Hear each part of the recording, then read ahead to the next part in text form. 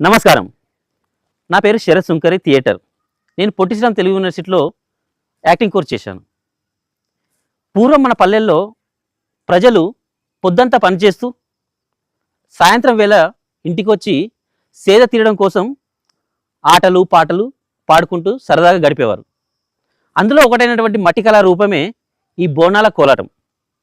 మొదట కోలాటం అనేది ప్రజలు సాయంత్రం వేళల్లో రాత్రి వేళల్లో వచ్చి ఆడుతూ పాడుతూ చేసేవారు.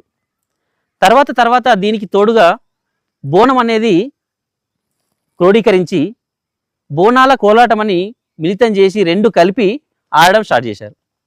దాంతో ఇది ఒక కళగా మారింది. ఇప్పుడు ఈ కళని నమ్ముకొని చాలామంది మహిళలు ఉపాధిని కూడా పొందుతున్నారు. దీనికి కారణం తెలంగాణ ప్రభుత్వం వచ్చిన తర్వాత ఈ కళారూపం ఆర్థికంగా కూడా ఉపాధిని కల్పించే విధంగా ఉపయోగపడుతుంది. దీనికి ఈ మట్టి కళారూపాలను రక్షించుకుంటూ కాపాడుకుంటూ ప్రపంచ ఖ్యాతికి మన తెలంగాణ కళలని మట్టి కళారూపాలని పరిచయం చేయడానికి కోసం అహర్నిశలు కష్టపడ్డది డాక్టర్ శ్రీ మామిడి హరికృష్ణ సారు, తెలంగాణ భాష సాంస్కృతిక శాఖ సంచాలకులు.